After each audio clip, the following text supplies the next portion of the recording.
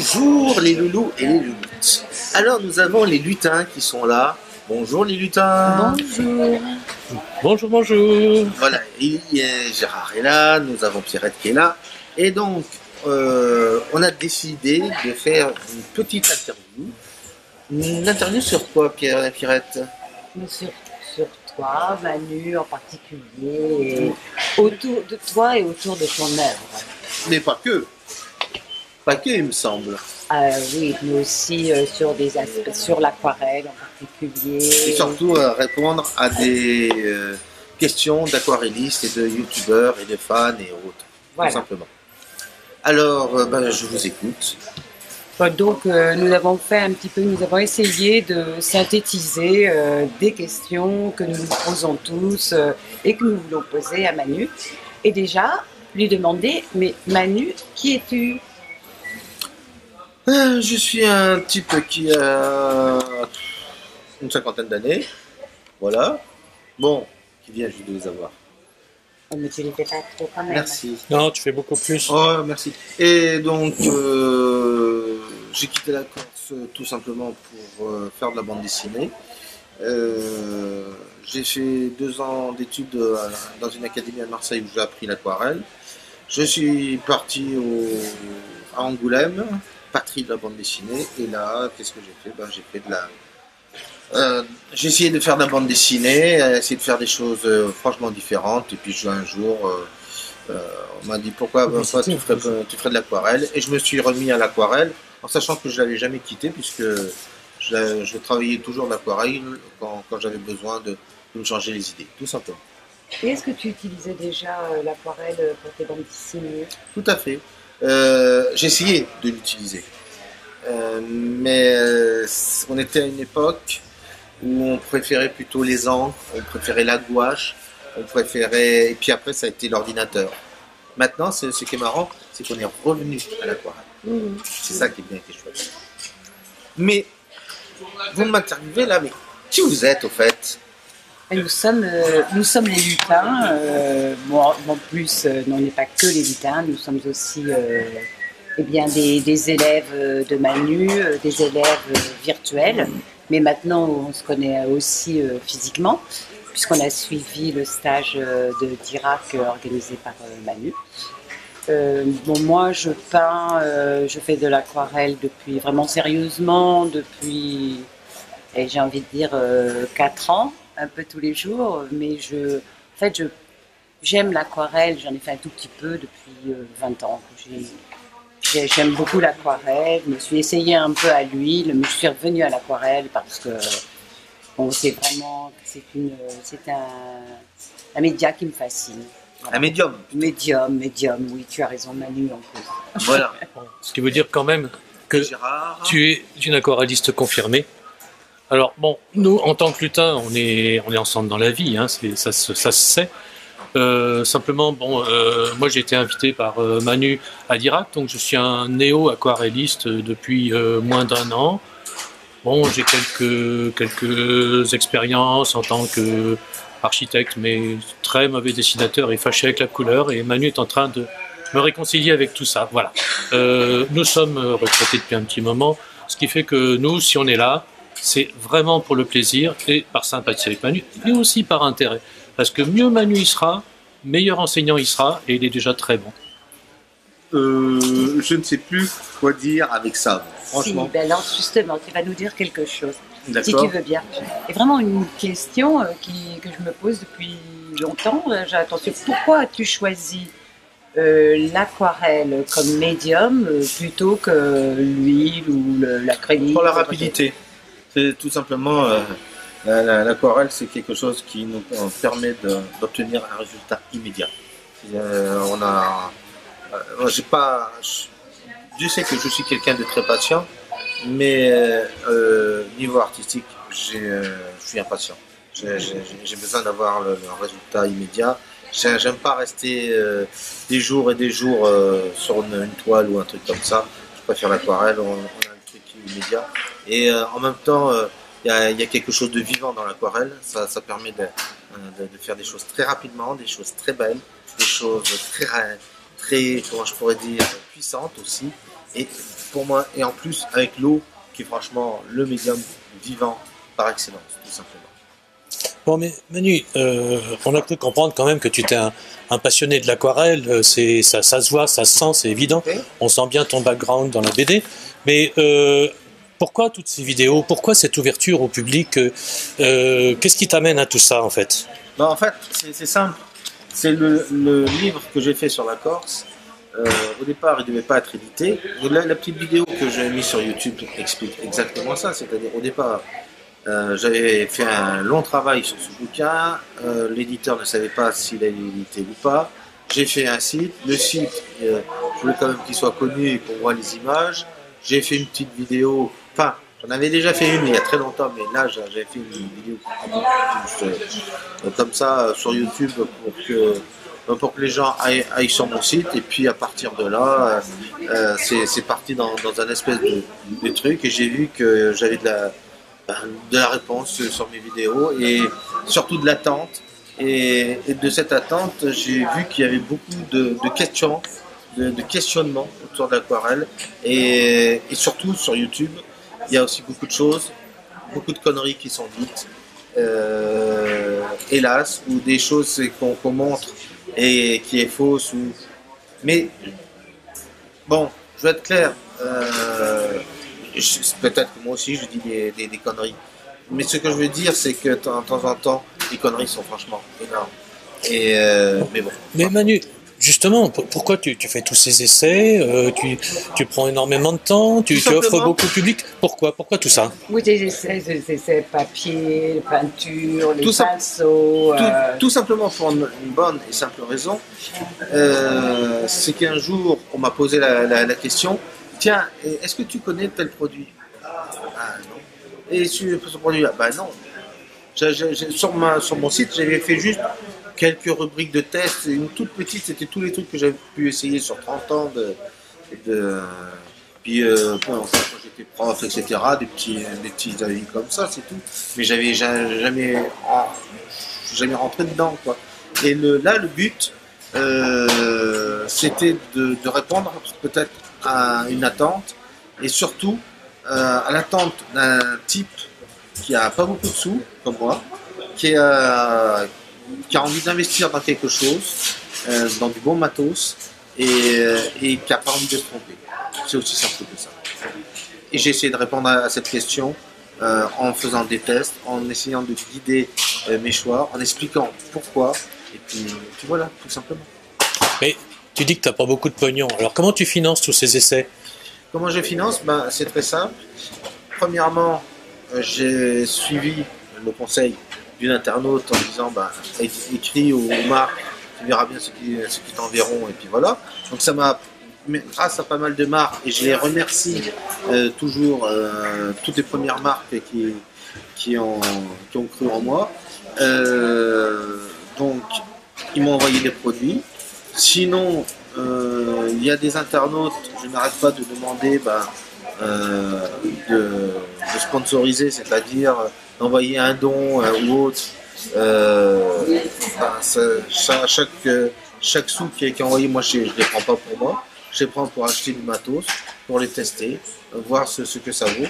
Et puis en sachant qu'il y a encore beaucoup de matos que j'ai pas pu tester parce qu'il y a des grandes marques qui jouent pas le jeu.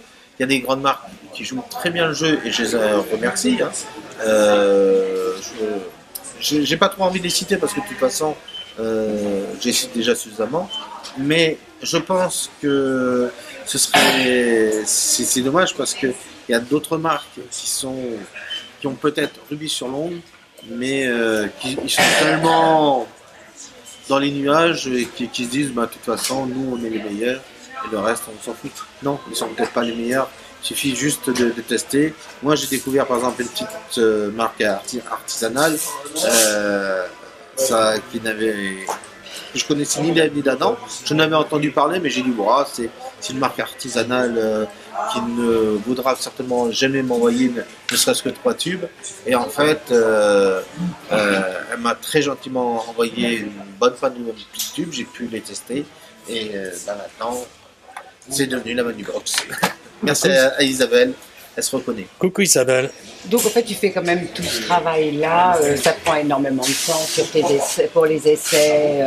Ça profite à énormément de monde. C'est comme ça d'ailleurs que moi, je t'ai connu aussi sur Internet. Et j'étais d'ailleurs...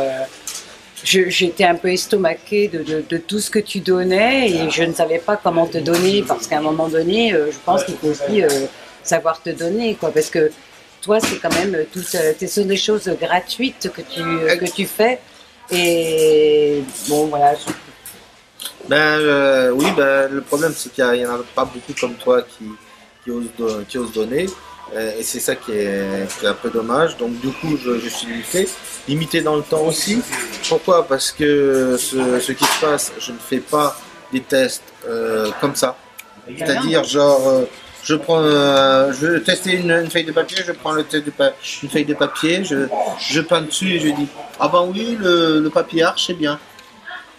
Non, c'est la couleur ou autre. Tout se teste avec le temps. Moi, par exemple, quand je fais un test, je prends déjà minimum entre 2, 3, 6, voire 1 an.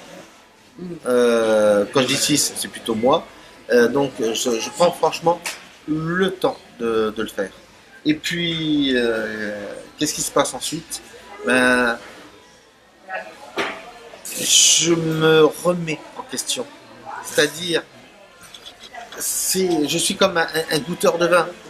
Au départ, j'ai un palais comme un autre, puis c'est à force de goûter que le palais s'affine. Et ben là, c'est pareil, il y a des choses qui s'affinent. Et maintenant, je vois des différences, des trucs que j'ai écrits il y a 1 an et demi, 2 ans, que maintenant je modère, je vais peut-être modérer un peu plus. Ça amène aussi cette connaissance à plus d'exigence. Non, oui et non, c'est pas d'exigence, c'est plutôt de dire, voilà, il y a des gens qui attendent après moi, donc qui attendent une réponse, je vais essayer de procurer la meilleure réponse.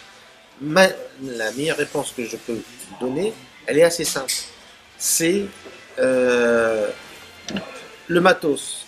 Où est-ce qu'on le trouve? Peut-on le trouver facilement, d'une façon ou d'une autre? Deuxièmement, a-t-il un rapport qualité-prix correct, on va dire.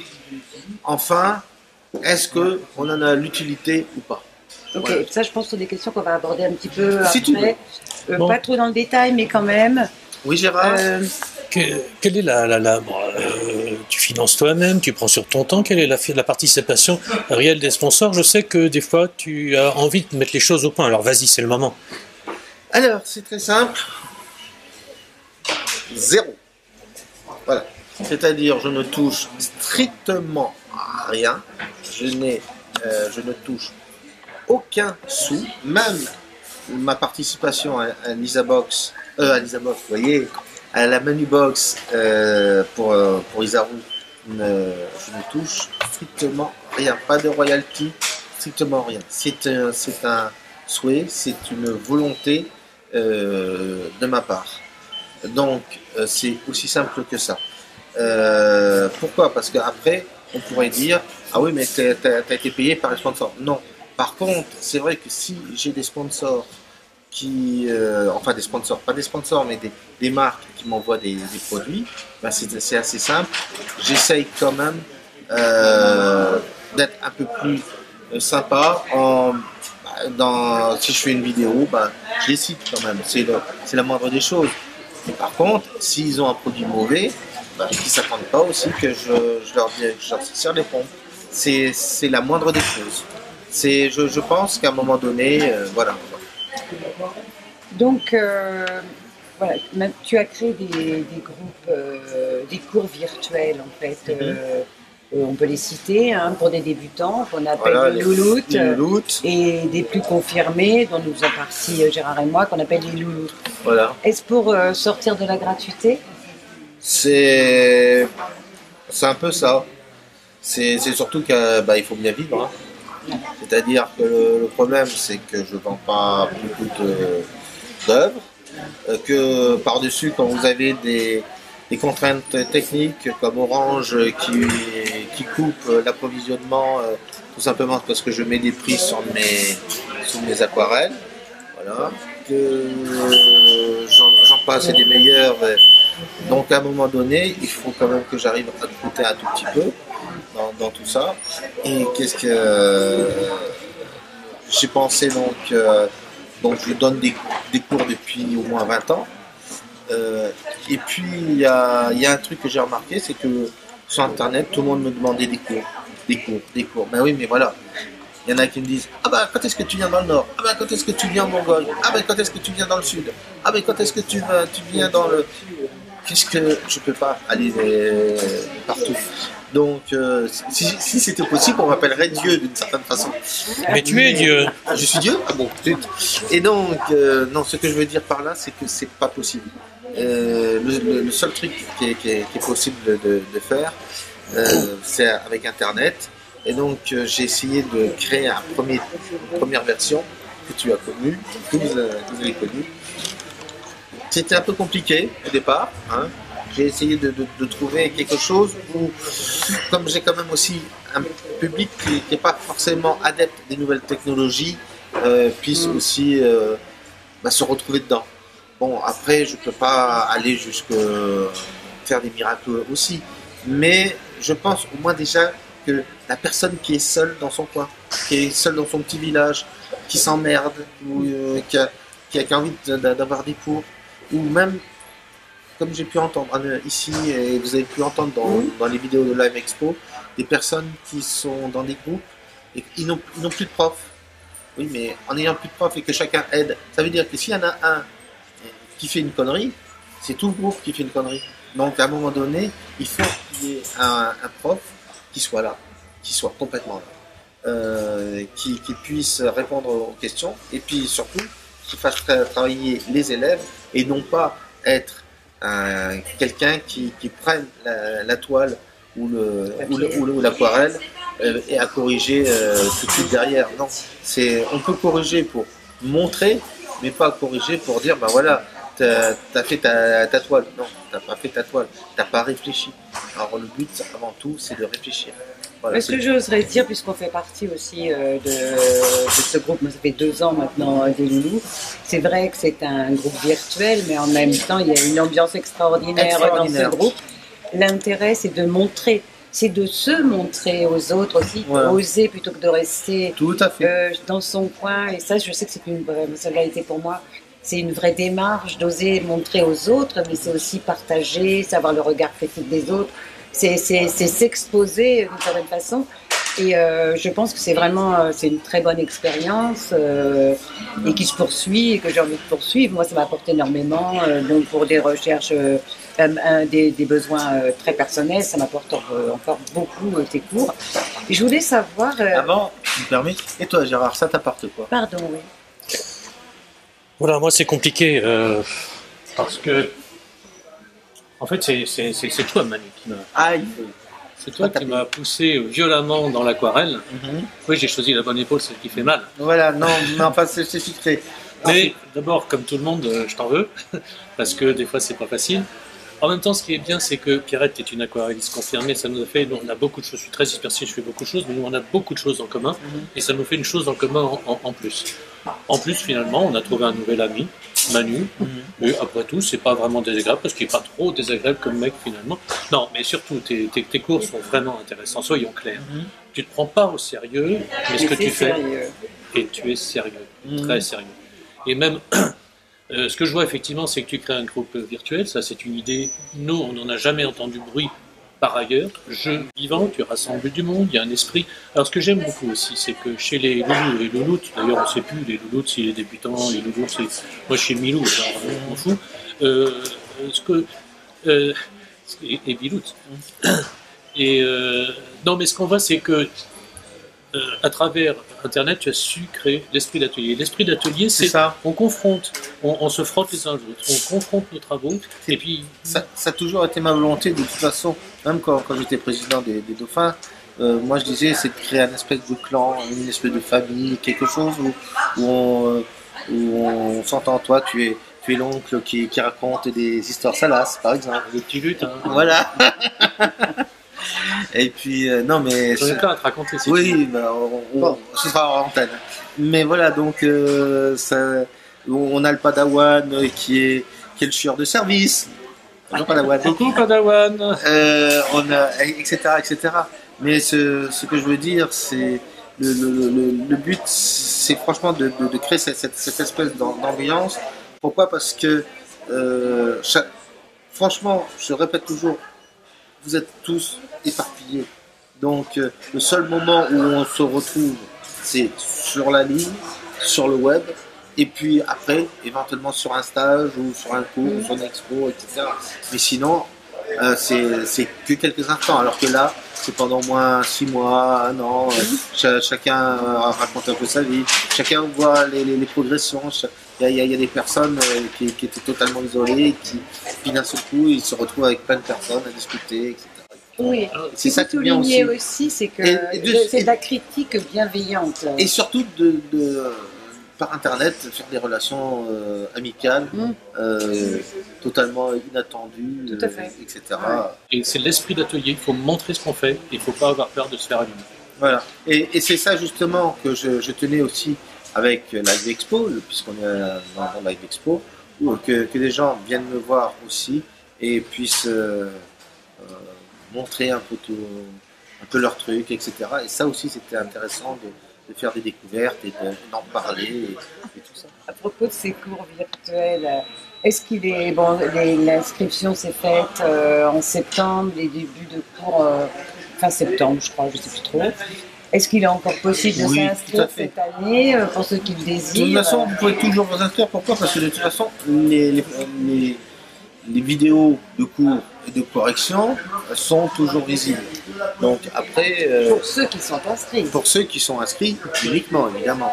Par contre, voilà, ça leur demande plus de temps. Mais regarde, il y a des personnes qui sont intégrées au bout d'une semaine et qui avaient fait déjà Oui, beaucoup de travail. beaucoup de travail en moins d'une semaine, qui avaient abattu quasiment 2 mois de cours. Quoi. Donc il est toujours possible de s'inscrire là. Toujours, Et comment les gens font, ceux qui ont envie? c'est très simple, ils m'envoient un petit mail et puis il y a plein d'adresses. De toute façon, ils vont sur mon site lesaquarelles.com, mes cours, et puis ils n'ont plus qu'à cliquer sur le lien. Maintenant, je ne sais pas, Gérard, est-ce que tu as encore des questions? Non, sur j'aimerais ces bien qu'on aspects? apporte les aspects techniques. On va te poser quelques questions techniques. Vas-y.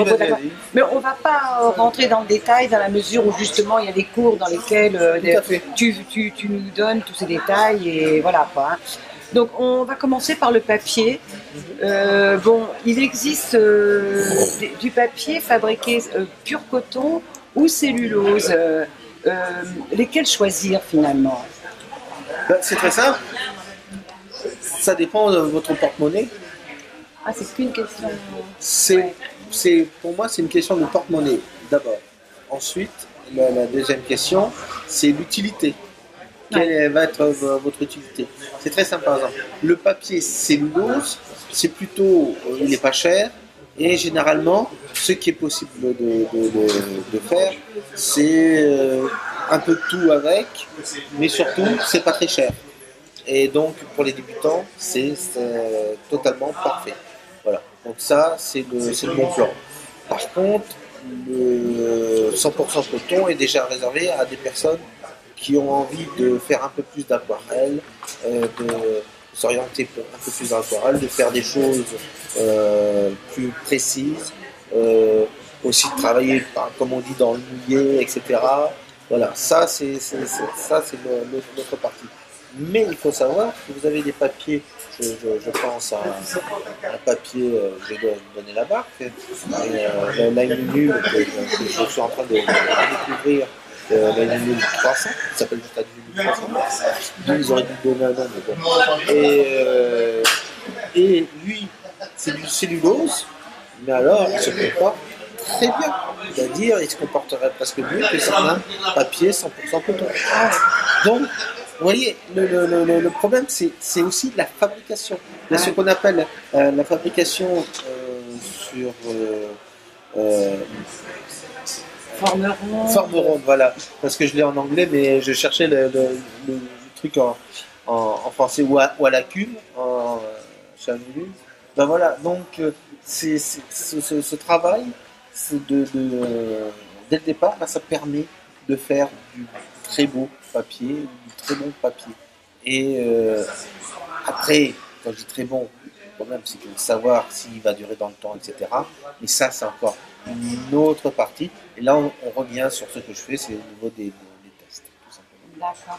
Moi, le seul truc que je conseillerais, c'est que au lieu de dire qu'est-ce que je vais prendre comme papier, dire j'en ai besoin, pourquoi. Et puis après, d'aller sur mon site, d'aller faire un petit topo, une petite recherche, puis en disant, bah voilà, tiens, j'ai besoin de ça ou j'ai besoin de ça, et ça me suffit. Voilà, tout simplement. Je voulais évoquer les formats aussi. Quand on débute, on a plutôt tendance à travailler sur un petit format. Je sais pas, que penses-tu de ça? Ou bien est-ce qu'il faut commencer avec un grand format bon. Au niveau du format, ça dépend de plein de choses. C'est très simple. C'est la liberté, c'est-à-dire si vous voulez apprendre sur du grand format et avoir un geste très libre, pourquoi pas? C'est une solution. Puis sinon, vous avez les petits formats qui au départ, pour préciser des petits trucs ici ou là, comme ça. Moi, je préfère le petit format parce que j'aime bien les pattes de mouche, les détails, etc. Mais il y en a d'autres qui préfèrent travailler dans le foot, travailler dans un truc, ou même dès qu'ils travaillent sur des très grands formats pour faire des petites pattes de mouche. Alors là, c'est vraiment là. Mais bon, il n'y a pas de règle. Moi, je vous conseillerais juste, bon, bah, si vous trouvez des blocs en A4, ça suffit largement, ou 24-32, et puis vous les découpez si vous voulez faire du petit format. Je voulais aborder avec toi la question du papier humide, comment on apprécie le papier humide. Et peut-être que tu l'as déjà évoqué ailleurs. Non, mais... Comment apprécie-t-on un papier alors qu'on est en train de travailler? Est-ce que c'est un truc pour que l'on puisse reconnaître l'état d'humidification du papier? Mettre son doigt. Ouais, c'est ça. Mais c'est quand même la vraie question à chaque fois. Il suffit juste oui. Est-ce que ça brille, pas brille Voilà, c'est aussi simple que ça. Ouais. Donc, vous le mettez à la lumière. Si ça brille, ça veut dire qu'il est bien chargé ou qu'il est toujours chargé. Mais à un moment donné, quand ça devient mat, il faut mettre le doigt et sans savoir s'il y a encore une petite trace d'humidité. Et puis, à partir de là, vous pouvez travailler par rapport au cycle de l'eau. D'accord. Bon, maintenant, on va aborder les questions sur la peinture, en fait, et les marques. Alors, là, il y a une question de youtubeur qu'on a retenue. À ton avis, quelle est la meilleure marque d'aquarelle? Car moi, j'achète des Bréa quand il me manque une couleur. D'abord, Bréa, ce n'est pas une marque. C'est derrière se cache une grande enseigne. C'est un peu comme Gerstecker, comme Bosner, c'est par exemple pour papier, c'est Guardo Artistico, etc. Enfin voilà. Donc derrière, il y a plein de choses qui se cachent. Bon, moi, je sais d'où viennent les pigments, hein, mais ça, je peux pas, c'est quelque chose que je peux pas dire. Mais c'est pas une question de bonne marque ou de mauvaise marque d'aquarelle. La question est qu'est-ce que je veux faire avec l'aquarelle?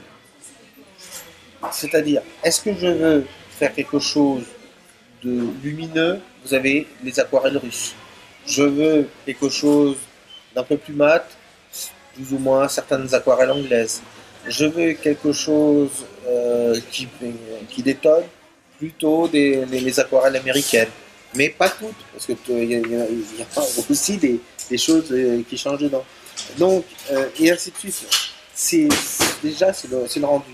En plus, de toute façon, il faut savoir qu'au niveau des couleurs, si vous connaissez très bien les couleurs, vous achetez entre 10 ou 12 trucs de la même marque, par exemple. Je suis en train d'aborder une question que je voulais te poser après. D'accord.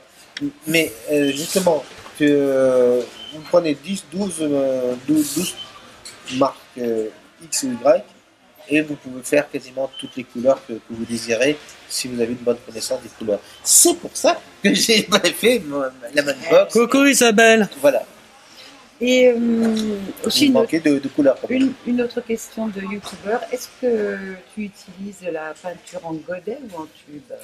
Alors, au départ, je travaillais en godet. Le seul problème, c'est qu'il y a des marques qui ne font que des tubes. Et pour la bonne et simple raison, c'est que les couleurs sont plus... En tube.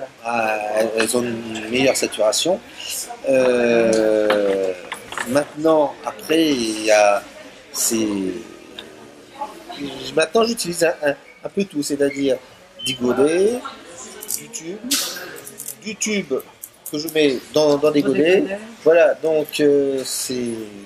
Est-ce que le tube que l'on met dans des godets perd de sa puissance? Oui, En fait, le mieux serait d'utiliser à la sortie du tube lorsqu'on veut. Tout à fait. Voilà. Si on veut avoir une très bonne intensité, vaut mieux travailler directement à la sortie du tube.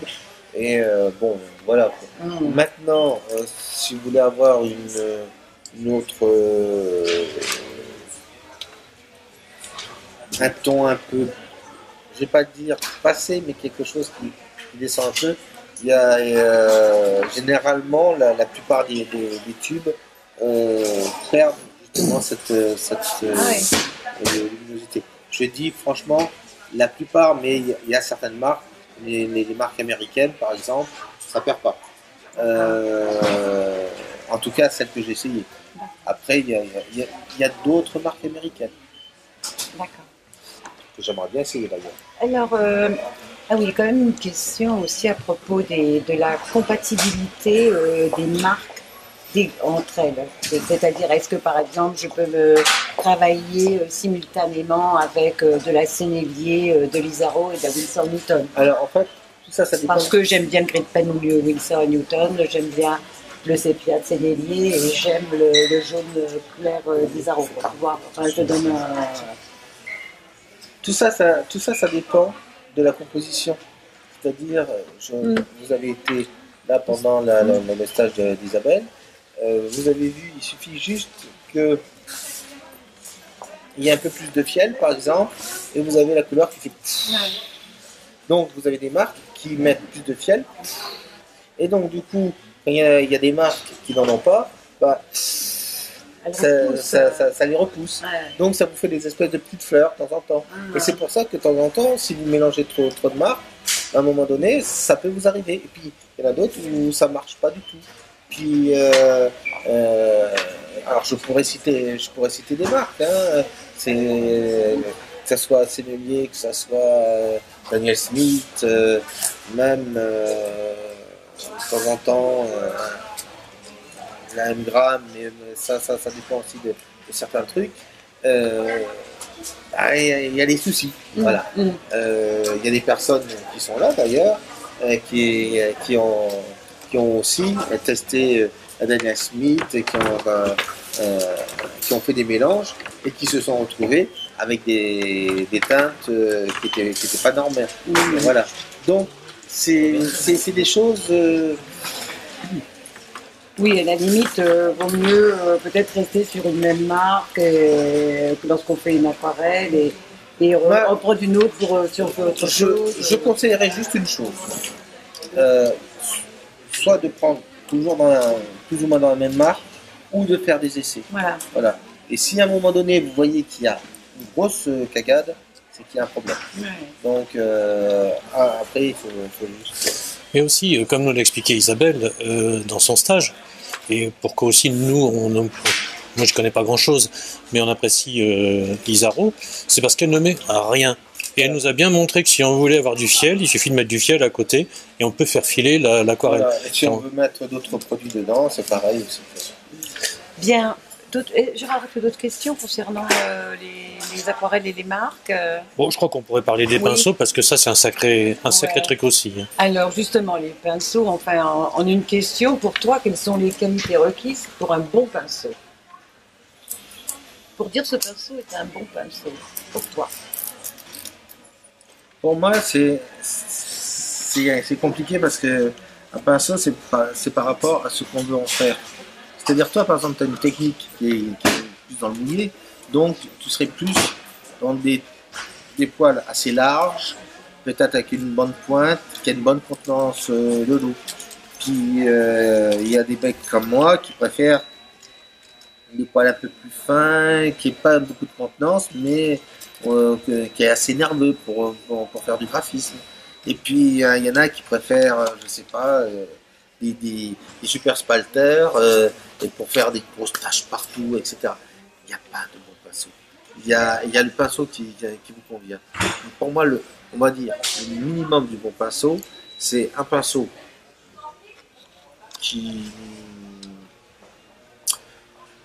sur lequel on n'est pas trop crispé dessus. Ce que je veux dire par là, On tient bien, voilà, qui a une bonne ergonomie. Et puis ensuite, un bon pinceau, c'est un pinceau qui perd pas ses poils tout simplement, comme bon nombre de pinceaux maintenant, hélas.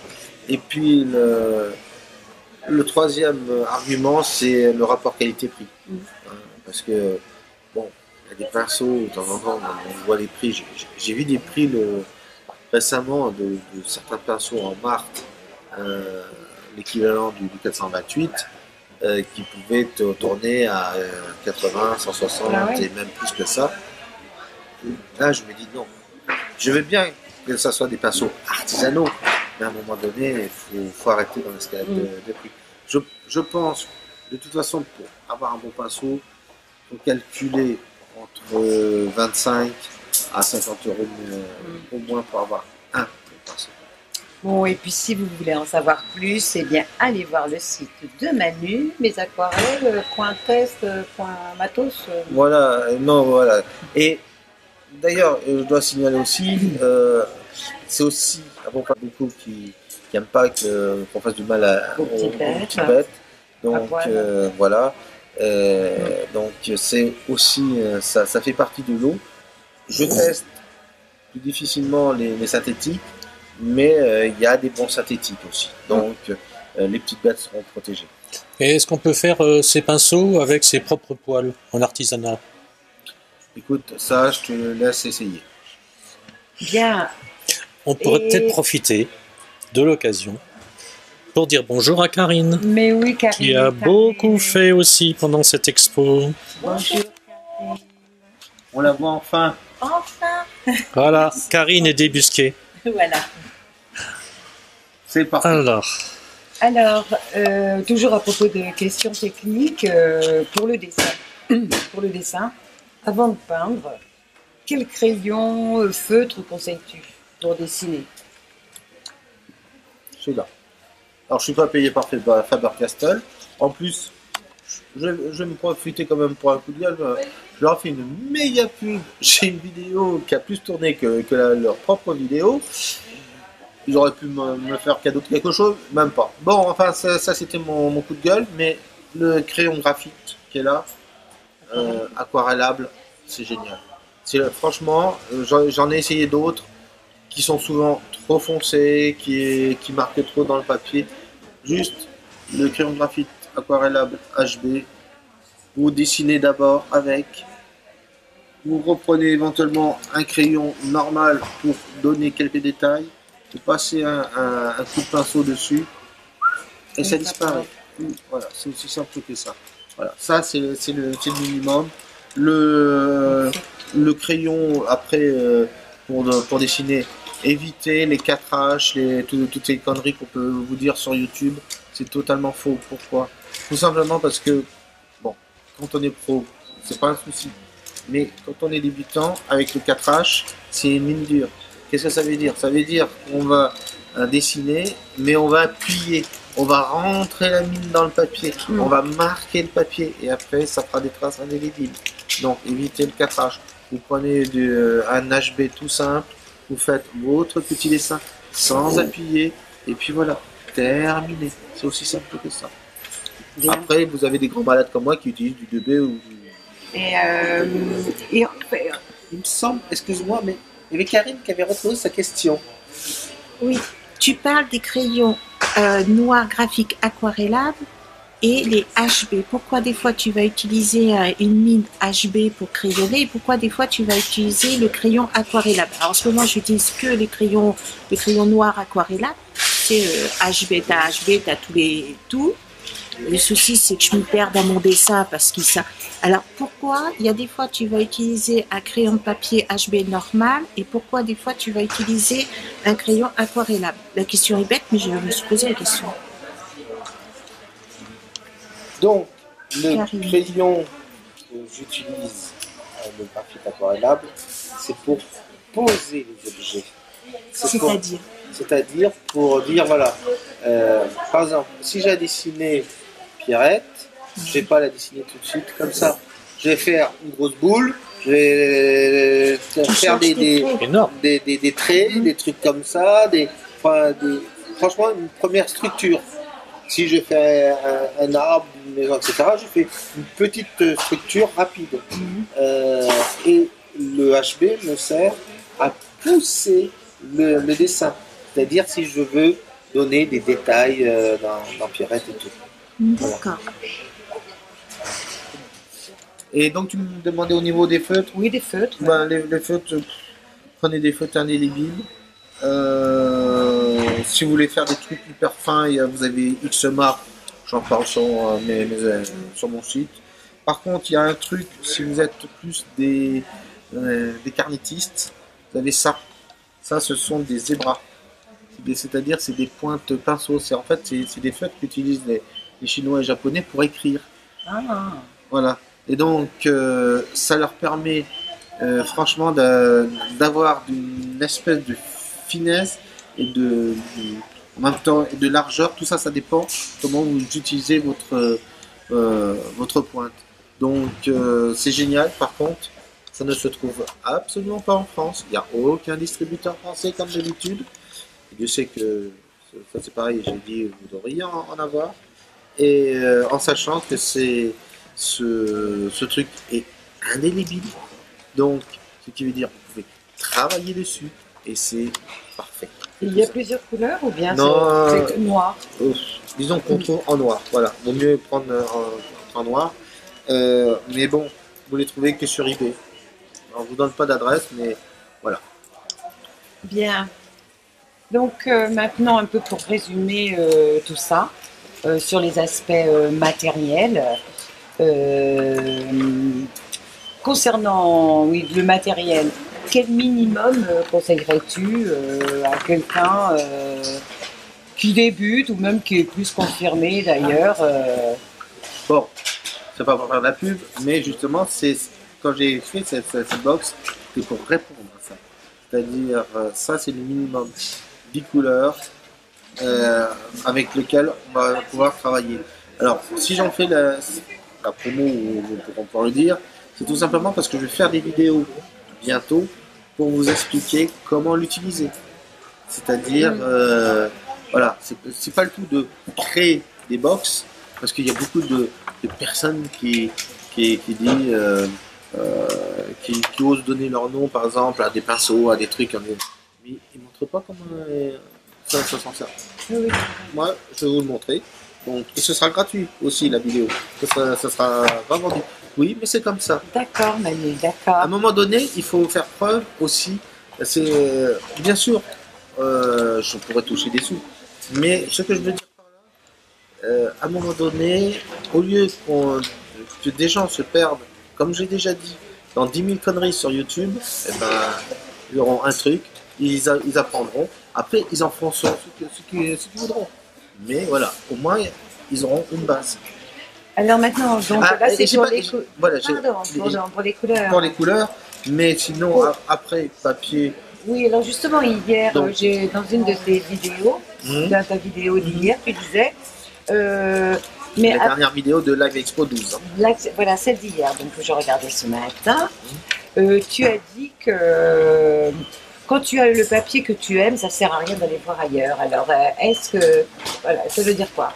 Ça veut dire bien ce que ça veut dire. C'est-à-dire, les papiers, c'est comme la bonne culotte que tu aimes. C'est comme le bon vin que tu aimes. C'est comme la bonne voiture que tu aimes. C'est-à-dire, Bon, je vais prendre un truc que tout le monde connaît. Quand vous êtes bien dans une, je sais pas, dans une Citroën par exemple, parce qu'elle est bien confortable, là, vous rachetez une Citroën. Puis si vous êtes bien avec une Polo, parce que ça a un peu plus de puissance ou plus de résistance, hein, ou on préférait racheter une Polo, etc. Eh ben, pour moi, le papier, c'est à peu près pareil. C'est-à-dire, quand vous avez un papier qui est, pour moi, un peu 4x4, c'est-à-dire un papier on peut tout faire avec. Qu'on peut mouiller, qu'on peut dessiner, qui a en plus une très bonne tenue, qui est bien blanc, qui rend bien la couleur, qui permet surtout de travailler autant dans le mouillé que dans le sec, qui lui demande tout ce qu'on veut, qui autorise les repentir. Ouais. Bah, une fois qu'on l'a trouvé, on garde. Voilà, c'est comme un amour. Oui. Hein? Bien sûr. Oui, Gérard. Si je peux me permettre, j'ai l'impression qu'on ne parle pas beaucoup d'argent, c'est bien, mais c'est quoi les budgets? Bon, par exemple, allons-y, une boîte Isaro, ça coûte combien grosso modo? Le papier, ça coûte combien grosso modo? Grosso modo, la boîte 49 si vous la commandez. Il y a 10 couleurs que tu as choisies pour qu'on puisse faire à peu près ce qu'on veut avec. En sachant que si vous achetez les mêmes couleurs, ça fait... Individuellement, ça fait 65 euros, un truc comme ça. Donc, vous voyez, chacun fait un effort de son côté, justement, pour vous former, pour que vous goûtiez franchement à de l'aquarelle. Niveau papier, il faut compter une trentaine d'euros pour commencer. Hein? Pinceau, pareil, comme j'ai dit, entre 30 et 40 euros. Donc ça, on va dire en tout un budget de 120, 150 euros minimum. Franchement, pour faire quelque chose, si on se lance bien dedans, si on veut bien travailler, ou pour un youtubeur qui a envie de se lancer. Après, je vais être très clair, bon, vous pouvez très bien prendre juste la boîte, au moins pour avoir les bases couleurs par rapport à la vidéo, et puis après, vous pouvez prendre du papier canson, 180 grammes, oui, puis tester, et puis prendre un pinceau, mais à un moment donné, quand vous aurez tellement marre d'avoir des poils de petits gris ou des poils de synthétique collés à votre aquarelle, je pense que vous investirez dans un pinceau, ou quand vous en aurez marre d'avoir du papier qui sera déchiré, ben c'est pareil, vous investirez dans du papier, mais voilà. Là on est dans les questions générales. Quel mélange de couleurs utilises-tu pour faire de l'eau, le ciel, les rochers, les arbres, les arrière-plans, les avant-plans? Eh ben ça. Manu, as-tu une recette? Une recette? Comment faire pour quel mélange? Est-ce que ce sont toujours les mêmes mélanges, justement? Peut-être là, la difficulté de la question. Je dirais qu'il y a une chose qui revient. Parce que là, je vois ta question. Tu écris de l'eau, le ciel, les rochers, les arbres, les arrière-plans, les avant-plans. Si, moi, il y a une chose que j'utilise, c'est l'indigo. L'indigo revient très souvent. C'est la seule couleur qu'on trouve vraiment dans la nature, il a dit Manu. Ouais, Saint Manu. Et le bleu de Prusse. C'est ce que dit Isabelle Roloff. Aussi. Mais moi, je préfère plus l'indigo parce que il y a une plus grosse profondeur. Il y a quelque chose qui est... Le bleu de Prusse, de temps en temps, et puis ça dépend aussi des marques. Il y a des bleus de Prusse qui sont électriques. Oui, puis après, il y en a d'autres qui sont plus ronds, qui sont plus comme ça. Donc, donc, disons que pour faire tout ça, déjà avoir une base d'indigo, et puis après avoir un bon prof. Parfait. Alors justement, Manu, qui on va faire les chiens. Oui, alors 36, 15, 42 km. Tu te tais, hein? Alors, Parce que tu le dis à personne. mais tu vas quitter, on est en train de faire une interview là avec Manu. Ça, on s'en fout. Le gosse, il est toujours en train de nous embêter. Tu te tais. Bon, alors, maître Manu, comment fais-tu pour mémoriser autant de dessins, autant de formes, autant... Si je te dis, dessine-moi un mouton, tu me dessinerais Comme un Alain mouton? Derrière. Oui, comment tu fais? Comment tu fais pour mémoriser En fait, toutes on ces se formes? dit, à chaque fois, on se dit, c'est tout faire ce gars-là. D'abord, ça agace un peu, hein, je veux dire. Alors, en Les fait, néophytes. c'est pas une question de savoir. J'ai eu ça avec mon propre maître. C'est-à-dire, quand on lui demandait, tac, il répondait. Moi, j'étais comme vous, hein, il y a 18 ans, je regardais le machin, comment il fait pour se souvenir de tout ça? Et en fait, non, il suffit juste de s'y intéresser. Enfin, le problème, c'est que vous voyez, mais vous n'observez pas. Ouais, c'est vrai. C'est-à-dire, par exemple, là, j'ai un pied de caméra. Un mec qui, on lui dirait, fais-moi un pied de caméra, bon, il ferait un trépied. Non, un pied de caméra, il y a un trépied, oui, mais il y a un truc pour bloquer, il y a une petite vis, il y a... Tout ça, après, ça vient de la logique aussi. Ouais. C'est comprendre comment ça fonctionne. Et plus vous allez comprendre comment ça fonctionne, plus vous allez avoir une logique et plus ça va marcher. Par exemple, je vais vous donner un truc tout simple. Vous voyez, si je prends cette boîte à dessiner, le problème, je la pose comme ça et je lui dis, allez-y, dessinez-moi la boîte. Ok. Alors vous allez peut-être prendre une règle, puis tirer des droites, des trucs comme ça et tout. Mais vous allez peut-être faire tout le dessus comme ça. Non, ça a une épaisseur. Vous avez quelque chose là pour la charnière, pour l'ouvrir. Il y a une autre épaisseur. Et puis, il faut penser que tout ce qui se passe ici se passe aussi là. Donc, il faut voir aussi les choses qui sont derrière. Voilà. Donc, et qui est dans la logique, puisque de toute façon, c'est une boîte. Donc, tout ça, ça a des sens, etc. Une fois que vous allez comprendre que ces deux choses sont parallèles, donc vous allez pouvoir construire une boîte facile. La chaise là sur laquelle tu as un manche là, Un accoudoir. un accoudoir qui est là. Il est comment? Ben, il est comme ça. Mais ça veut dire que l'autre qui est à côté a la même forme d'accoudoir. Que ça et ça, c'est exactement pareil d'un côté comme de l'autre. C'est aussi simple que ça. Et que, plus ou moins, la main droite est égale à la main gauche. Voilà. Donc du coup, si vous comprenez une main de quelqu'un ou un début de visage de quelqu'un à droite, vous arriverez plus ou moins. Après, le visage, c'est un peu plus compliqué. Mais à comprendre un peu, il faut voir tout ça en symétrie. La nature est magnifique quand on la regarde. C'est-à-dire, il y a des choses qui sont symétriques, il y a des choses qui sont carrées, qui sont parallèles. Et puis, il y en a d'autres, ça part en couille, on ne sait pas pourquoi, et ça part et c'est ça qui est beau. Et c'est ça qu'on dessine, et c'est ça qui est merveilleux. Ouais, mais quand même. C'est amusant parce que Oui, dans ce que tu dis, il y a deux personnes des groupes, deux personnes du groupe Louloute, je crois, qui disaient maintenant, depuis que je peins, que je me suis mise à l'aquarelle, je regarde les choses différemment autour de moi.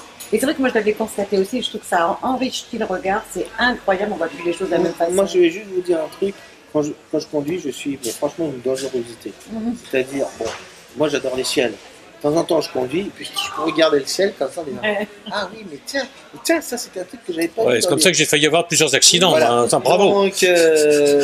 Donc, et oui, mais tu sais, tu rigoles, mais j'ai eu des fois où j'ai fait ça, quoi. Mais tout simplement parce que j'étais perdu dans le ciel. Je regardais, j'étais là, ah mais oui, mais il y a ça, que j'avais jamais encore remarqué. Et je l'inclus dans ma mémoire. Alors, ce qui est extraordinaire, c'est que j'ai une bonne mémoire photographique. Mais alors, j'ai une mémoire des nombres nulle, mémoire des chiffres nulle. Enfin, voilà, si. Bon, mais ça, tu t'en moques, finalement, c'est pas ça. Donc, Bah, on dira du reste. Il y a un traitement pour ça. Je sais pas comment tu t'appelles, au fait. Ouais, c'est ça. Bonjour Karine. Exactement. Karine, avant de conclure, moi, Gérard, tu avais une autre question Oui, tu as une question.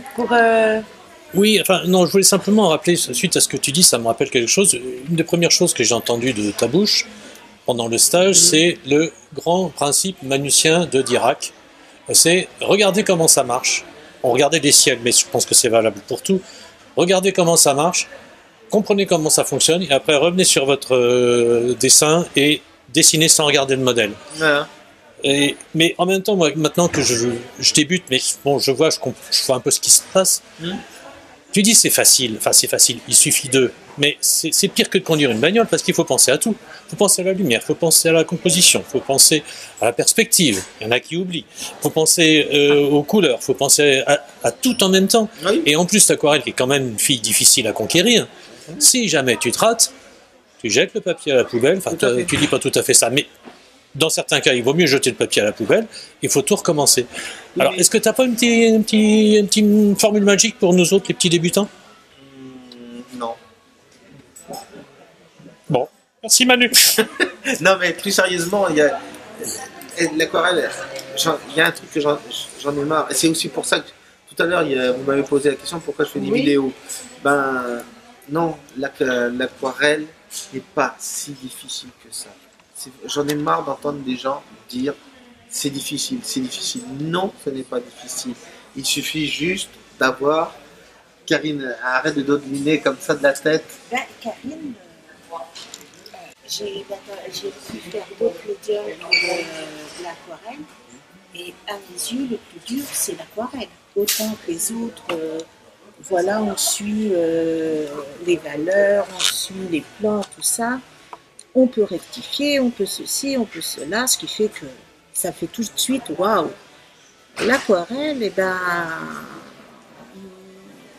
c'est improvisé, comme tu disais si bien, mais en même temps, il faut être organisé. Oui, c'est ça. C'est plus complexe parce que les couleurs se perdent avec l'eau. Donc on se dit, mince, je croyais que j'avais mis assez de couleurs, mais il n'y en a pas assez. Les corrections sont plus compliquées. Ah non, l'aquarelle. Et tous ceux avec qui je coach, je suis désolée, disent abandonne l'aquarelle justement parce que disent qu'ils n'y arrivent pas. Oui, mais alors maintenant, Moi, je dis mon avis de débutant. voilà. Alors, sauf que on va quand même jeter une bonne fois pour toutes l'éponge. Allez. Donc, ce que vous ne savez pas avec Karine, c'est que ça fait presque 2 ans qu'on se connaît, que je lui ai proposé un deal, et que ce deal, donc, vous allez bientôt le voir dans le futur grand site que je suis en train de préparer. On y va, hein? Ah bah, attends, je suis toujours partant. Allez. Donc en fait, il y a 2 ans, je lui ai proposé un truc. Elle ne connaissait absolument rien au dessin. Et donc, je lui ai dit, écoute, voilà, je vais te suivre pendant tout le temps de ton apprentissage. Je vais t'aider. Et on va filmer tout ce qui se passe. Donc, bientôt, vous allez voir l'apprentissage de Karine, qui est comme vous, c'est-à-dire tout ce que vous êtes derrière votre YouTube en train de dire je ne peux pas faire l'aquarelle exactement comme tu disais. Ah, Je ne peux pas dessiner. je ne peux pas dessiner, je ne peux pas faire l'aquarelle. Et pourtant, maintenant, il faut dire que tu te démerdes bien. Tu fais des erreurs. Je ne compte plus comme avant. Voilà. Je dessine tous les jours un petit peu. Voilà. Et donc, vous verrez donc les aventures de Karine et au pays de l'aquarelle Et du pont. et du pont de Nevers. Vous comprendrez maintenant peut-être un peu plus pourquoi dans Live Expo On n'arrête pas de parler on parlait de pont. Mais voilà, ce que je veux dire, c'est que Karine, et en tout cas l'expérience qu'on a menée, c'est quelque chose que je souhaitais faire, c'est-à-dire montrer qu'il faut du temps, montrer qu'il faut du travail. Karine, pendant les 6 premiers mois, elle a progressé, mais comme vous ne pouvez pas savoir. Et là, c'est eu un moment où, bouf, elle s'est démotivée. Mais et puis après, qui s'est remotivée, et elle a progressé, etc. Et bien en fait, l'aquarelle, c'est ça. C'est-à-dire, si vous ne travaillez pas, si vous faites juste oh ben j'ai essayé de faire une fleur, ben je suis à mon premier cours, ben j'ai pas réussi, oh c'est nul l'aquarelle. Tout de suite, vous abandonnez. Franchement, Il faut en faire tous les jours. franchement en 3 mois de temps, vous verrez dans les vidéos, elle a progressé, mais comme ça. Tout simplement parce qu'elle s'était lancée dedans, à corps et à cri d'une certaine Mais façon. je continue là. Et voilà. Donc, ce que je veux dire par là, c'est la vidéo. Quand je fais des vidéos sur l'aquarelle, etc., c'est pour vous montrer aussi que c'est possible. Après, tout dépend de vous. L'acrylique est peut-être plus facile parce que vous mettrez du blanc, mais à un moment donné, vous serez bloqué. Il y a des choses que vous ne pourrez pas faire, etc. Hein, comme en aquarelle, comme dans le dessin, dans d'autres trucs, tout simplement. Voilà. Oui, justement, je rejoignais Karine lorsqu'elle disait ce qu'il faut, c'est travailler tous les jours. Je crois vraiment, si on le peut, c'est tous les jours, parce que je pense que c'est comme ça. Même pas longtemps, Oui, c'est-à-dire. voilà. Je pense vraiment qu'on progresse comme ça. Vous verrez dans les vidéos qu'on a faites avec Karine, c'est que je disais même une petite heure tous les jours, des trucs de rien du tout parfois, et vous allez progresser. C'est juste que votre capacité d'apprendre et tout, c'est comme plein d'autres choses. C'est en faisant en même temps. Je crois que c'est en faisant. Et capacité d'observation aussi. Et puis, moi je le dis comme ça, mais après ça devient une petite addiction. Oui, Voilà. tout à fait. On a un manque. Tu as raison, Voilà. ça c'est vrai. Mais il faut aimer ça. Ouais. De toute façon, il faut aimer ça. Voilà. Eh bien, je pense qu'on aura un peu conclu sur tous ces aspects de questions techniques. Maintenant, on va remettre le projo sur toi, Manu, Vas-y. un peu personnellement. On voulait savoir, est-ce que tu exposes régulièrement, justement? Pas du tout. Non. Tu as tort. Non, c'est pas une question de tort, c'est que je veux le dire clairement, je ne crois pas aux expos. Oui, pourquoi? Tout simplement parce que ça prend beaucoup de temps, il faut trouver des lieux, qu'il faut, à moins d'avoir un galériste, je sais pas de galériste, donc il y a un galériste qui veut s'occuper de nous. Ah, ça peut être déjà un bon deal, mais sinon, moi je crois pas aux expos, en tout cas dans mon cas à moi. Vous avez un truc qui s'appelle Internet. J'ai eu certainement plus de visiteurs par Internet que jamais je pourrais avoir dans toutes les expos que je pourrais faire dans toute ma vie. Donc voilà, c'est une expo, c'est aussi pour ça que j'ai créé Live Expo, c'est aussi une rencontre. Moi je vais vous dire un truc, ça va vous étonner, mais c'est pas mon expo ça. Ouais. C'est un bout de mon expo, mais c'est pas mon expo, c'était pas le truc que j'avais en tête, c'était pas ce que je voulais faire. J'étais débordé justement par le live, c'est-à-dire les gens qui sont venus, qui m'ont demandé tiens, et si on faisait ça, des commentaires en disant ah oui, mais tiens, et si tu pensais à etc. Et donc, du coup, c'est pas l'exposition de Manu, je vais dire, c'est plutôt l'exposition de Tulout, l'exposition du youtubeur.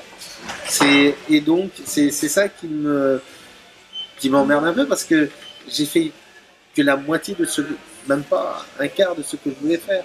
Donc, mais c'est ça le Live Expo, c'était de rencontrer des gens, de partager. J'ai fait plein de choses.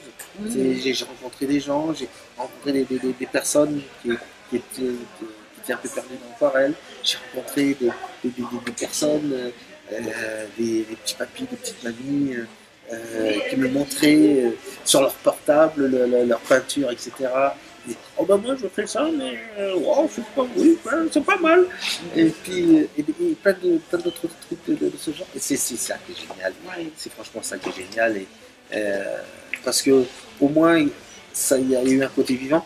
Et ce qui est génial en plus, ça a été filmé. Donc ça veut dire que vous allez pouvoir le retrouver dans le replay, sur mes vidéos. Vous allez pouvoir voir toutes ces rencontres. Vous allez pouvoir voir comme c'était vivant, quoi. Comme ça pouvait être le joyeux bordel, comme ça, etc. Ouais, Karine. Hein. Une fois de plus, ça va encore profiter à un tas de gens, parce que ce sont aussi des démos que tu fais tout au long de ces... C'est pas des démos parce que... Ah ben, quand même. Ben oui. Il y a certaines fois où j'ai expliqué des choses. Mais après, il y a eu des trucs où j'étais en mode rapide. Donc, voilà. Maintenant, bon, il y a de quoi tirer de bonnes choses. Disons que qui veulent apprendre. Voilà, s'il y a des gens qui ont l'envie et qui regardent bien, ils sauront quoi prendre. Maintenant, Mais je crois que Gérard avait une question. Euh, Tu voyais? oui, bah en fait, je tourne un peu sur moi parce que je me dis, ta live expo, il faut la faire. Ouais. Il faut la refaire. Là, moi, je fais, bah tant pis, puisque je suis là, bah j'y vais. Je fais appel aux gens, aux youtubeurs et tout ça. On pourrait quand même faire quelque chose pour organiser ce genre d'événement, voir quand même ce que bien sûr tu dis pas, parce que tu es quand même très très modeste, on va dire. Ce que tu as fait une performance qui est de réaliser je ne sais combien de pochades, mais c'était pas que des pochades, c'était des Ouais, pochades de luxe. non, il y avait des mini pochades, il y avait des. Ah bon, passons. Bon, mais il n'empêche que tu as fait une performance qu'on pourrait inscrire dans le livre des records. Non, Euh, mais bon. Bon, mais ce genre d'événement peut passionner, peut intéresser, peut faire vraiment. Après tout, tu donnes beaucoup de ta personne. Je trouverais dommage qu'on n'en profite pas. Voilà. Moi, je voudrais profiter encore un petit peu de ta personne, si tu veux bien. Et s'il y a des gens qui peuvent, qui peuvent se regrouper pour dire oui, tiens, il y a un endroit qui est favorable, il y a un endroit où il y aura du monde, il y a un endroit où le Wi-Fi passera quand même, parce que tu as été très trahi par la technique. Bon, et puis, il faut quand même, bon, on l'a bien vu, toi, tu es un super peintre, etc. Mais pour ce qui est des choses matérielles, comment dire, tu n'es pas très très affûté. Donc, il faut qu'on t'aide. Et il faut y trouver le plaisir, il faut y trouver l'organisation, il faut y trouver tout ça. Oui, comme dit aussi Karine, je ne suis pas commercial du tout. Mais en même temps, tu vois, je suis quand même allé voir des. Donc j'ai quand même demandé à des sponsors, ils n'ont pas compris, ils n'ont pas vu. Il y a juste Isa qui a dit je suis partante à 100%. Et elle me l'a redit dans un message. Tu me redemanderais de le faire, je le referai avec grand plaisir. Et bien faisons comme Depardieu, exilons-nous directement à Bruxelles. Voilà, En Belgique, la Belgique, allons la tous Belgique. Karine, viens t'installer là. Non, ça va, je suis bien ici, moi. voilà. Déjà, vous m'entendez pas. Elle aime bien être derrière la caméra. Ouais. Voilà. Bon, donc c'est tout ce que j'avais à dire maintenant. En fait, c'est un peu une transition pour la suite. À vous, madame. Bon, t'as pas rien fait. D'abord, moi j'ai remarqué quand même à l'occasion de quelques lectures d'une que tu écris quand même de façon tout à fait sensible et intéressante. J'aime bien. Moi personnellement, j'aime bien. J'aime beaucoup tes petites fées à poil. On en a déjà parlé. Mais tu as publié beaucoup de choses, notamment ce livre sur la dont tu viens de vendre le dernier qu'on ne peut pas montrer, qui est un livre. Bon, tant pis, je suis l'audateur, etc. Mais moi je le trouve magnifique, même si je trouve que c'est très très beau, presque trop descriptif. Mais pour ceux qui aiment la Corse, surtout toi qui es né là-bas quand même, faut le dire, tu l'as pas dit, c'est un livre plein de plaisir, de poésie, et aussi pour ceux qui aiment la Corse, que je ne connais pas, ça doit être quand même pas mal. Donc, ce serait bien que tu republies, ce serait bien que... dis-nous tout ce que tu publies, dis-nous comment tu comptes faire, est-ce que tu as des publications en projet et tout ça. Alors, je retourne derrière la caméra. Republie. Donc, oui, les bouquins, c'est pas à l'ordre du jour, tout simplement parce que la Corse en aquarelle a été éditée. Bon, et maintenant, moi, je l'aurais fait de toute façon d'une autre façon. Ensuite, et puis c'est compliqué. D'autres projets, oui, j'ai d'autres projets. J'ai un très grand projet qui me tient à cœur depuis au moins 4 ans, sur lequel je bosse à mes moments perdus. Il y a certaines personnes qui y participent. S'il y a quelque chose, franchement, pareil, c'est encore un concept que j'ai fait qui est complètement dingue. Bon, j'ai essayé, j'espère que ça marchera. Par contre, j'ai pas d'éditeur. Mais c'est quoi, tu peux parler de ton projet? Non, je peux pas en parler. D'accord. Tout simplement parce que C'est un projet de livre? Un projet de livre, mais auquel personne n'a pensé. Ah oui, d'accord. Voilà, c'est un concept. Et Toujours en utilisant l'aquarelle. toujours en utilisant l'aquarelle. Et donc, en fait, même j'ai 2 projets de livres concept. Et le problème, c'est que les éditeurs, l'aquarelle est une niche, donc ça ne peut pas plaire à tout le monde, et c'est ça qui est emmerdant. Est-ce que tu pourrais pas Alors, faire un appel? peut-être peut-être que je ferai peut-être un de ces quatre, un crowdfunding, peut-être, un Ulule, je sais pas trop quoi. Souscription, crowdfunding, Voilà, appel de fonds, appel au peuple. voilà. Ça fonctionne bien. Et oui, ça fonctionne bien, mais à condition d'avoir du monde derrière. Et qui joue le jeu. C'est ça le problème. Donc, est-ce que mes bouquins intéresseront? Je sais pas. Ça intéresseront peut-être une toute petite partie, mais pour publier, il faut beaucoup de sous derrière. Faut compter que ne serait-ce que pour un bouquin, comme le livre sur la Corse, il faut compter au minimum 5 000 euros. Donc, et ça, c'est juste le début, quoi. Après, il y a plein de choses autour. Donc, c'est pas le tout de faire des bouquins. Il faut aussi pouvoir les vendre. Donc, et j'en passe, et les meilleurs. Donc, oui, j'ai des projets. Maintenant, s'il y a des gens qui sont partants, bah, tant mieux. Et puis, Si vous êtes partant, pour aider Manu, de toute façon, si vous faites confiance à pouvez Manu, vous pouvez déjà m'aider juste en appuyant sur le bouton PayPal don de mon site d'aquarelle.news par exemple. C'est déjà, ça serait déjà même un petit quelque chose. Mais voilà, oui, j'ai des projets. bien.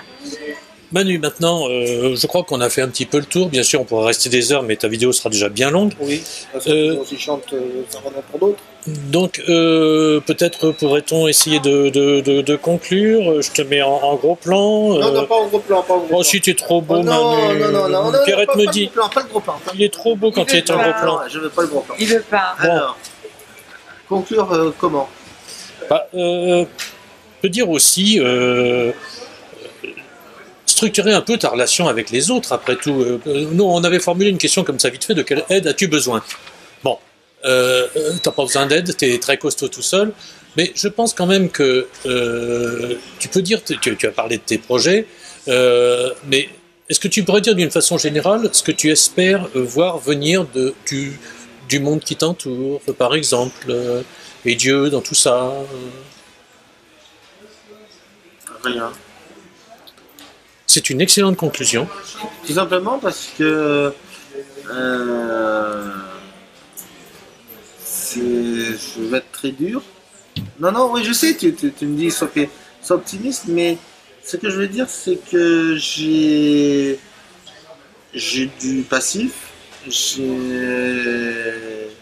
fait beaucoup de choses dans ma vie, et j'ai appris qu'on peut avoir plein de personnes autour, et puis finalement n'avoir qu'une poignée, et comme vous par exemple. Et donc, moi ce que je veux dire, c'est que bon, je fais mon taf, je fais mon travail, j'espère le mieux possible, j'essaie toujours qu'il soit le mieux possible, j'essaie de pas trop raconter de conneries, j'espère aussi donner du plaisir aux gens, j'espère ne pas les faire chier, mais bon, tout ça c'est un travail artistique. Je ne suis pas de... Bon, non, c'est-à-dire je ne suis pas de Johnny Hallyday, mais je ne suis pas quelqu'un qui a... Je serai ta Laetitia. Voilà, genre 500 000 ou 1 million de fans autour. J'ai pas le côté commercial, j'ai pas le bon truc genre oui, non, etc. Donc l'espèce de facilité que peut avoir d'autres. Non, c'est juste que j'essaye de faire le mieux possible et que si vous aimez ce que je fais, ben, déjà en envoyant un commentaire, c'est déjà sympa. En envoyant un like, c'est déjà sympa. En partageant ce que je fais, en discutant, pourquoi pas. Pourquoi pas en prenant mes vidéos et en les mettant sur un forum ou sur un autre truc, pourquoi pas. Et puis pourquoi pas en parler et tout. Et puis après, ben, peut-être faire un don, peut-être venir me chercher pour dire bah tiens, on fait un stage, on aurait besoin d'un type qui vient pour voir un peu ce qu'on fait, etc. Par exemple, les personnes à Nevers, là, il y en a certains qui n'ont plus de qui aura besoin de quelqu'un pendant, je sais pas, pourquoi pas, on peut très bien venir une semaine. Après, bon, c'est dans les conditions financières et autres. Mais voilà, ce que je veux dire, c'est la vie d'artiste, quoi. Donc, je vais pas dire que, mais tout ça, c'est des choses que j'ai attendues longtemps, très longtemps, et que je vois jamais arriver. Donc, et c'est pour ça que Live Expo, ça a été un très bon truc parce que ça m'a permis, par exemple, pour vous, voir Karine. Bon, Karine, c'est autre chose. Margot, hein, bonjour Margot. Et d'autres personnes, je sais, qui auraient voulu être là et qui n'ont pas la même disponibilité. Voilà. Mais tu sais, comme disait Goldman, je marche seul. Ah, alors je vois la même. Non. Mais non, Manu, t'es pas tout seul. Mais non, Manu, t'es pas tout seul, viens. Bon, enfin voilà. Autre chose? Eh bien, écoute, non, Manu, je crois que c'est tout. Enfin, c'est tout. On est eu égard au temps imposé, difficile. Déjà, tu as répondu à énormément de choses. Je crois qu'on te connaît mieux. Tu as pu répondre aussi sur des questions techniques. Donc, c'est bien aussi que tu aies pu dire un peu quand même tes projets, qu'une aide serait bien utile au regard de la publication que tu envisages de faire, tout ça, on a le nouveau concept. Mais c'est bien de dire, moi j'ai été un peu dans la formation, il faut redire 7 fois la même chose, donc ça commence à rentrer. Voilà. Donc voilà.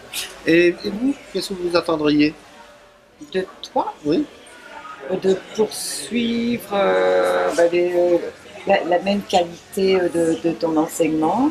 Peut-être aussi, je crois que ça ferait peut-être plaisir, je ne peux pas du tout concerter Gérard, mais à la fin de l'année, enfin, c'est-à-dire à la fin scolaire, entre guillemets, de créer, je sais pas, un petit quelque chose, d'une rencontre avec les gens du groupe, je sais pas, quelque chose. Je pense que ce serait bien, parce que le virtuel, c'est bien, mais aussi Et en même temps, c'est très très amusant avec une espèce de. On l'a vécu l'année dernière, de ne pas connaître des gens, de te plaisir. C'est vrai que quand Gérard a dansé nu sur la table, c'était pas possible. Oui, mais en fait, c'était au bout du 3e jour. Ah non! Quand même, il s'est retenu. Non, on était très fatigués. Voilà. Non, et toi, Gérard? Moi, bon, nous arrivés à nos âges, puis même je regrette de ne pas y avoir pensé avant, moi je ne pense qu'au plaisir. Le plaisir de la rencontre, le plaisir de la création. Ça, c'est vrai. Le plaisir de l'expression, parce que bon, j'aurai jamais ton talent, peut-être dans 30 ans, mais peut-être que mes gestes seront moins sûrs. Donc, ce qui m'intéresse moi dans l'aquarelle, c'est un élément pour s'exprimer. Et je pense que Gérard vient de résumer en fait le truc. Tu me demandais ce que j'attendais, mais tu vois, en fait, tu viens de me donner la réponse là. Moi, ce que j'aimerais, tu vois, c'est qu'on ait des genres de live expo comme ça, pourquoi pas une salle, pourquoi pas où on se retrouve autour d'un repas pendant une semaine avec des bons verres de vin, une bonne bouffe, on peint, on refait le monde, on rigole, on boit, on déconne, on raconte une blague, etc. Et puis passer un bon moment, avoir du plaisir tout simplement. Et je pense que l'aquarelle, c'est juste du plaisir. Tout à fait. Au bon plaisir. Voilà.